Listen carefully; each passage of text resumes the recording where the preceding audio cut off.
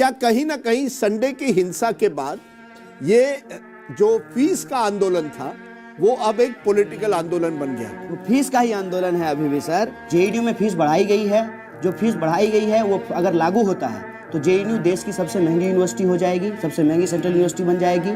और जेएनयू का आंकड़ा कहता है कि 100 में से 40 विद्यार्थी ऐसे हैं इस बढ़ी हुई फीस के चलते जो है उनको पढ़ाई छोड़ करके बाहर जाना पड़ेगा, इसलिए आंदोलन चल रहा है। और छात्रों के इस आंदोलन के केंद्र में है जेएनयू में शिक्षा के खर्च का अचानक दोगुने से ज्यादा हो जाना। अभी जेएनयू में पढ़ने वाले एक छात्र की हॉस्टल की सालाना फीस 27,600 रुपए से लेकर 32,000 रुपए तक है, लेकिन नए नियम लागू होने के बाद ये 61,000 रुपए से 66,000 रुपए तक हो जाएगी। इसके बाद जेएनयू देश में सबसे महंगी सेंट्रल यूनिवर्सिटी हो जाएगी। फीस वृद्धि के खिलाफ में स्टूडेंट्स ने क्लास का बाइकआउट किया, स्टूडेंट्स ने एग्जाम का बाइकआउट किया और तब जाकर के रजिस्ट्रेशन बाइकआउट का मामला आया है। यहाँ पे 40 से 45% बच्चे जो है उनका 12,000 से कम इनकम है। सो मेरे पिताजी खुद is a driver by profession, तो मुझे एलिट और नॉन एलिट का डेफिनेशन कुछ पता नहीं है। मुझे बस इतना पता है कि ये फी हाइक होगा तो हम यहाँ नहीं रह पाएंगे, हम यहाँ नहीं पढ़ पाएंगे। ये कौन गरीब हैं? क्या माँ बाप ने इसी के लिए भेजा है कि वहाँ अर्बन नक्सल एक चरित्र बन गया है, अलगाव का, उपद्रव का, टुकड़े टुकड़े गैंग का।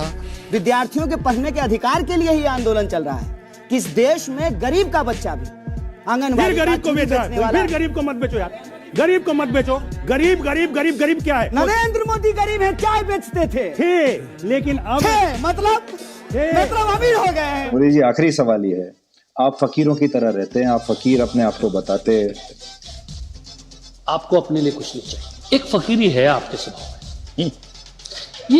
ये कहां से आई? क्या आप हमेशा से ऐसे ही थे या धीरे धीरे धीरे धीरे फकीरी आती चली गई? अरे हम तो फकीर आदमी हैं, झोला लेके चल पड़ेंगे जी। पहले तो पैसे थे ही नहीं, जब बटुआ रखने की जरूरत पड़े तो बटुआ रखते, तो बटुआ में रखने के लिए भी तो कुछ चाहिए।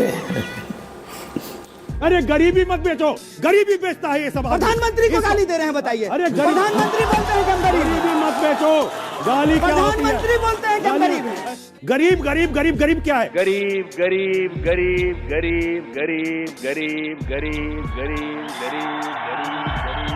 प्रधानमंत्री कहाँ बेचे? वो तो गरीब थे इन लोगों के पास है।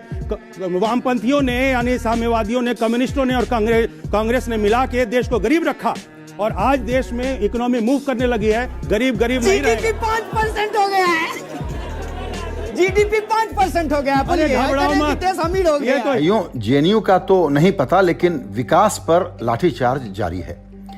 एनएसओ के एडवांस एस्टीमेट आ गए हैं। 2019-20 में 5% का ग्रोथ रहने वाला है, यानी 11 साल का ये लोएस्ट होने जा रहा है। तो ताली बजाइए। नहीं तो ताली तो ऑडियंस बजाएगी, तो ऑडियंस बजाएगी। मैं ये कहना चाह रहा हूँ कि जो शिक्षा व्यवस्था का सुधार है उसमें ऐसे दीमक जो थोड़ी सी फीस बढ़ती है उसके लिए हिंसा पे उतारू होते हैं। और इनको ये जानकारी होनी चाहिए कि जितने भी प्रोडक्टिव इंस्टीट्यूशंस हैं उनकी फीस इसलिए बढ़ती है क्योंकि वहाँ के छात्र जो हैं वो किसी तरीके लोन लेके भी अपनी जिंदगी वो पढ़ाई करते हैं और उसके बाद उसको खुशी खुशी लोन चुकाते हैं। शिक्षा जो है वो कोई खैरात नहीं है, अधिकार है। एक मिनट मुझे खत्म करने दीजिए।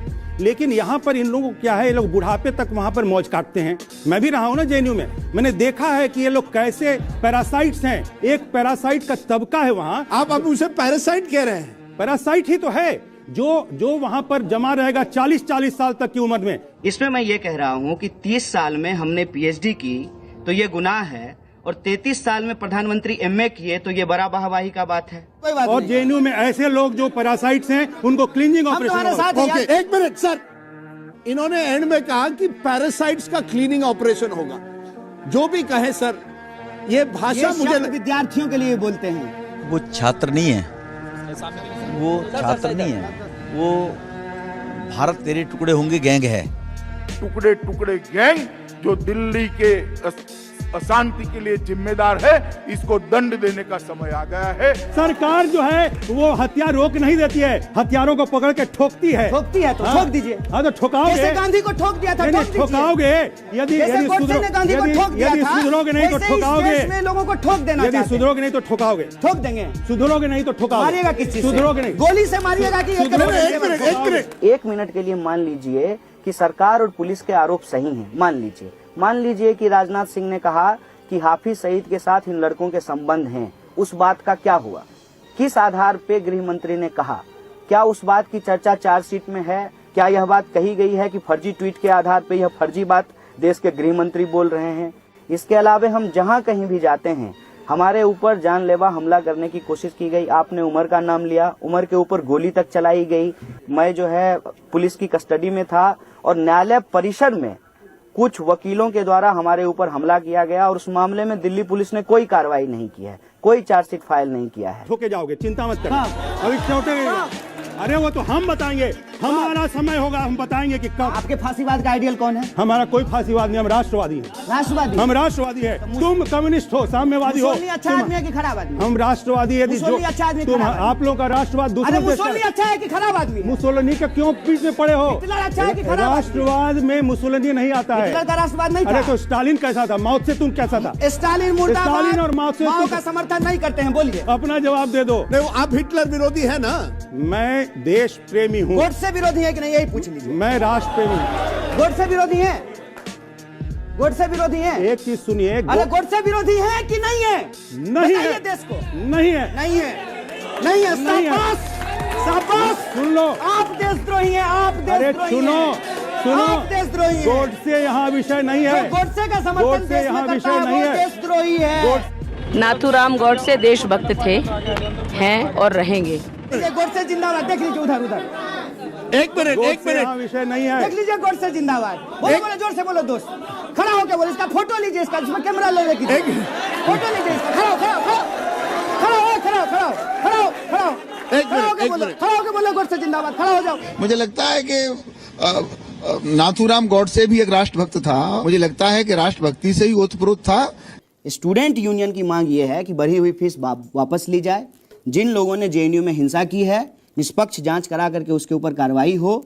और ये वाइस चांसलर जेएनयू को चलाने के लायक नहीं है। ये जब से आए हैं जेएनयू में, तब से कोई ना कोई घटना हो रही है। फरवरी में नारेबाजी की घटना हुई, नकाबपोश लोग नारा लगाए, वो नकाबपोश लोग आज तक नहीं पकड़े गए हैं। नजीब के ऊपर मारपीट हुई, कौन लोग मारपीट किए उनकी अभी तक गिरफ्तारी नहीं हुई है। अभी फिर से नकाबपोश लोग जेएनयू में घुस करके सिर्फ स्टूडेंट का नहीं, टीचर का भी सर फोड़ देते हैं, उनकी कोई गिरफ्तारी नहीं हुई है। ये कौन लोग हैं नकाबपोश लोग? इनको कौन बचा रहा है? मोदी मोदी मोदी। और जब प्रधानमंत्री कहते हैं बेटी बचाओ बेटी पढ़ाओ, तो एक बेटी का जब सर फोड़ा जाएगा तो प्रधानमंत्री से भी सवाल पूछा जाएगा और सवाल पूछा जाना चाहिए। और इसलिए सवाल पूछा जाना चाहिए कि अगर लोकतंत्र में हम सवाल नहीं पूछेंगे तो लोकतंत्र नहीं रह जाएगा। इस वीडियो के सामने आने के बाद सवाल तो बनता ही है, अगर हम करें तो करें क्या, बोले तो बोले क्या? वाह मोदी जी, वाह वाह वाह। आपसे खतरनाक इस देश के लिए कोई हो नहीं सकता। असली खतरा देश के अंदर ही मौजूद है और आपको खतरे के इन संकेतों को अच्छी तरह से पहचान लेना चाहिए।